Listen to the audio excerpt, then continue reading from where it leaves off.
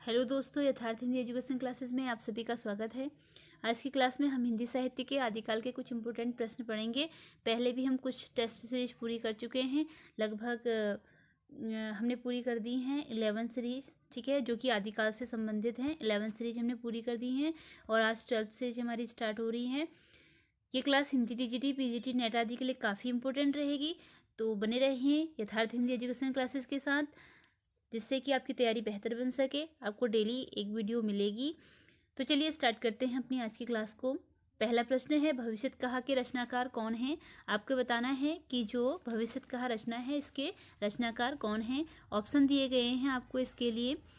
Option है जिनदत्त सूरी, धर्मपाल, अब्दुल रहमान और जोइंदू। Right answer बताना है। इसके लिए राइट आंसर होता है, इसके लिए राइट आंसर है ऑप्शन बी, धनपाल। जो भविष्यत कहा रचना है वह किसकी रचना है? धनपाल की रचना है भविष्यत कहा। अगला प्रश्न है, जसर चर्यू की रचना इनमें से किसने की? आपको जसर चर्यू के लेखक का नाम बताना है कि जसर चर्यू की रचना किसने की है। ऑप्शन है पुष्पदंत, ऑप्शन है पुष्पदंत स्वयंभू, पुष्पदंत स्वयंभू, अब्दुल रहमान और धनपाल। जसर चर्यू के लेखक का नाम आपको बताना है। तो इसके लिए राइट आंसर होता है ऑप्शन ए, पुष्पदंत। जसर चर्यू की रचना पुष्पदंत ने की है। अगला प्रश्न है, निम्नलिखित में से कौन सी रचना अपूर्ण है?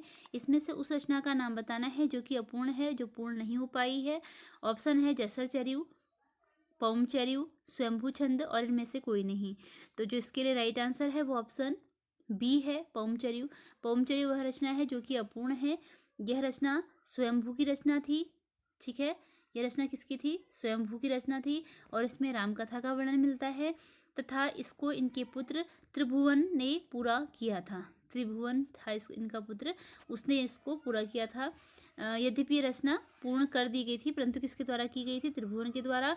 और अगर हम इसके मूल राइटर के आधार पर देखें तो यह पूर्ण रचना थी। अगला प्रश्न है, राम के चरित्र का वर्णन किस ग्रंथ में मिलता है?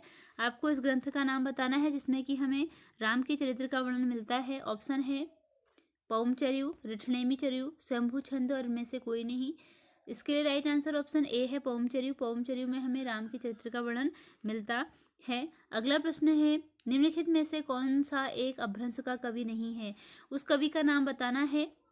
उस कवि का नाम आपको बताना है जो कि अपभ्रंश का कवि नहीं है। नहीं में आंसर देना है। आपको इस बात का ध्यान रखना है कि क्वेश्चन में नहीं पूछा है या है पूछा है। यहाँ पर आपसे नहीं पूछा गया है तो जोइंदू, राम सिंह, धर्मपाद या मध्वाचार्य। आपको बताना है राइट आंसर। इसमें जो अपभ्रंश का कवि नहीं है उसके बारे में बताना है। राइट आंसर जी है, माधवाचार्य। इसके अतिरिक्त जोइंदू अपभ्रंश के कवि हैं, राम सिंह भी अपभ्रंश के कवि हैं और धर्मपाद भी अपभ्रंश के कवि हैं। अगला प्रश्न है, भाषा के द्वारा जो भी कहा जाता है उसे क्या कहते हैं? आपको बताना है जो भाषा के द्वारा कहा जाता है उसे क्या कहते हैं। ऑप्शन में है वाक्य, काव्य, साहित्य, वाणी या वाङ्मय। इसके लिए राइट आंसर ऑप्शन सी है, वाणी। जो भाषा के द्वारा कहा जाता है उसे वाणी कहते हैं।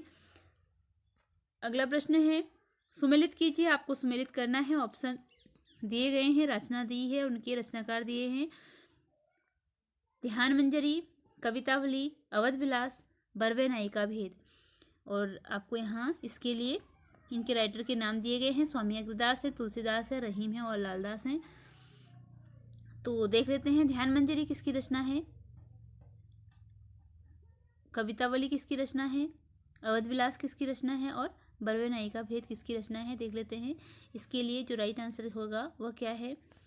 तो इसके लिए राइट आंसर है ऑप्शन सी। इसका राइट आंसर है ऑप्शन सी, जिसमें कि पहले का ध्यान मंजरी स्वामी अग्रदास की रचना है, कवितावली तुलसीदास की रचना है, अवध विलास लालदास की रचना है और बरवे नायिका भेद यह रचना रहीम की है। तो इस प्रकार ऑप्शन सी आपका राइट हो गया। ए का पहला, बी का दूसरा, सी का चौथा और डी का तीसरा। अगला प्रश्न है, सुमेलित कीजिए। यहाँ फिर आपको सुमेलित करना है। यहाँ फिर से आपको सुमेलित करना है। तो सॉरी, हाँ,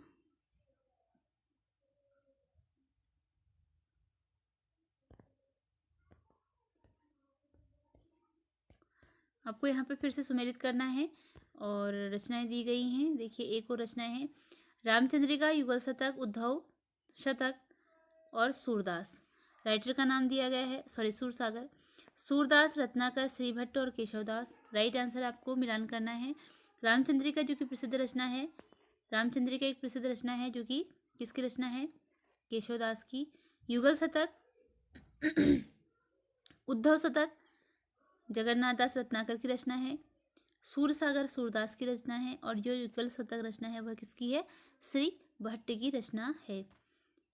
अगला प्रश्न है, सुमेलित कीजिए। यहाँ सुमेलित करना है,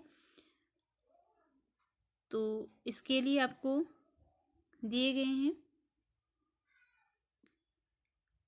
ठीक है। ऑप्शन सौरसेनी अपभ्रंश से है, पैसाची अपभ्रंश से है, अर्धमागधी अपभ्रंश से है, मागधी अपभ्रंश से है। और इनसे जिन भाषाओं का विकास हुआ है वह आपको यहाँ दिए गए हैं।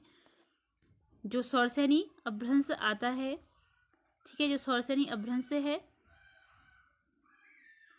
वह है, सौरसेनी अपभ्रंश का जो विकास हुआ, सौरसेनी अपभ्रंश से जो विकसित भाषा है वो बतानी है, कौन सी भाषा विकसित हुई है। इसके लिए राइट आंसर ऑप्शन ए है, गुजराती। गुजराती का विकास किस भाषा से हुआ है, सौरसेनी अपभ्रंश से। पंजाबी का पैशाची अपभ्रंश से। और पूर्वी हिंदी का अर्धमागधी अपभ्रंश से। और बिहारी का मागधी अपभ्रंश से। तो इस प्रकार ए का 1, बी का 2, सी का 3 और डी का 4, ये आपका राइट आंसर हो गया। अगला प्रश्न है, सुमेलित कीजिए। फिर से सुमेलित करना है, रचनाएं दी है, रचनाकार दिए हैं।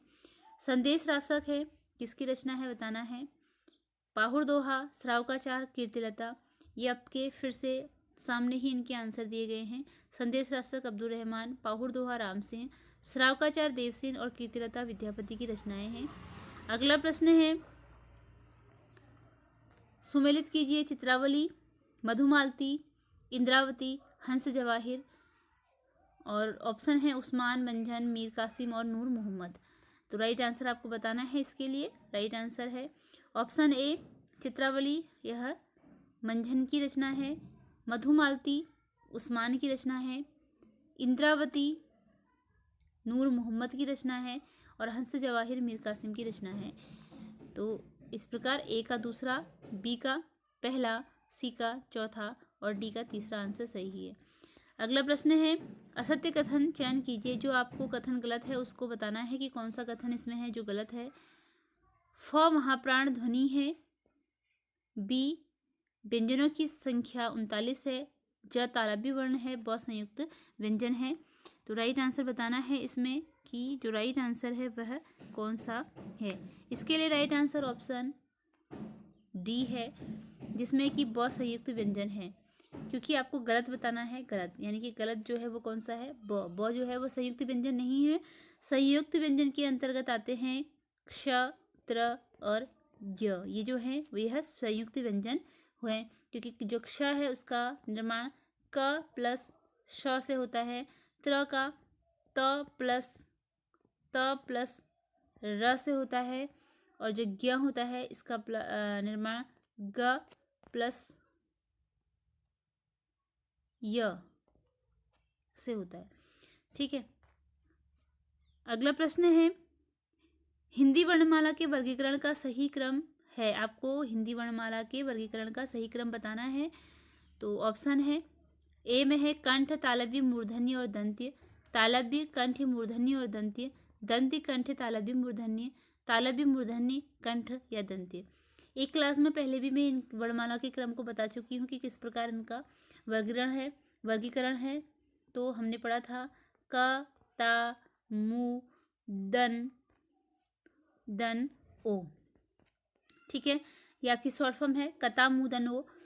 क का मतलब होता है कंठ, ता का मतलब होता है तालव्य, त का मतलब तालव्य, मु का मतलब है मूर्धन्य या मूर्धा भी बोलते हैं। द का मतलब है दंत्य, ओ का मतलब है ओष्ठ, ठीक है। क्योंकि इसमें आपके 4 ही ऑप्शन दिए हैं, वरना ये जो वर्गीकरण है 5 भागों में है। तो 4 आपको दिए हैं, कंठ, तालव्य, मूर्धा और मूर्धन्य और दंत्य, कंठ, तालव्य, मूर्धन्य और दंत्य। तो इसके लिए जो आपका राइट आंसर है वो ऑप्शन ए है। ठीक है, इसके आधार पर हमारे जो वर्ण है इनका वर्गीकरण है। अगला प्रश्न है, पूर्व से पश्चिम की ओर जाते हुए भाषाओं का सही क्रम है। पूर्व से पश्चिम की ओर जाते हुए भाषाओं का सही क्रम बताना है कि कौन सा इसके लिए सही क्रम है। इसके लिए राइट आंसर ऑप्शन ए है, मैथिली। पूर्व से पश्चिम की ओर राइट आंसर है, पहले मैथिली आती है, फिर अवधी है, फिर ब्रज है और फिर हरियाणवी। अगला प्रश्न है, पश्चिम से पूर्व की ओर जाते समय भाषाओं का सही क्रम है। अब पश्चिम से पूर्व की ओर बोला है तो इसके लिए भी राइट आंसर ऑप्शन ए है, पंजाबी, कौरवी, अवधी और भोजपुरी। अगला प्रश्न है, सुमेलित कीजिए, आपको सुमेल करना है। अभ्रंश दिए गए हैं और उनसे विकसित भाषा दी गई है, तो इनको आपको सुमेल करना है। सौरसेनी अभ्रंश किससे संबंधित है, या आप ये यहाँ देख लीजिए कि भाषा है, इससे कौन से अभ्रंश से इसकी उत्पत्ति हुई है आपको बताना है। तो इसके लिए राइट आंसर बताना है, और इसका जो राइट आंसर है वह है ए का, जो ए है इसके लिए पहला है, यानी कि राजस्थानी का उदय सौरसेनी अभ्रंश से हुआ है। पहाड़ी का खस अभ्रंश से होता है, और जो सिंधी है इसका जो विकास, फिर उसके बाद आता है खस का जो विकास है वो पहाड़ी से हुआ है। और जो ब्राह्मण अभ्रंश है, ब्राह्मण अभ्रंश यानी कि इसका हुआ है सिंधी से, सिंधी का विकास हुआ है ब्राह्मण अभ्रंश से। ठीक है, क्योंकि भाषाएं इधर दी हैं, अभ्रंश उधर दिया है। और जो महाराष्ट्रीय अभ्रंश है ये किससे संबंधित है, मराठी से। ठीक है, मराठी भाषा का विकास हुआ है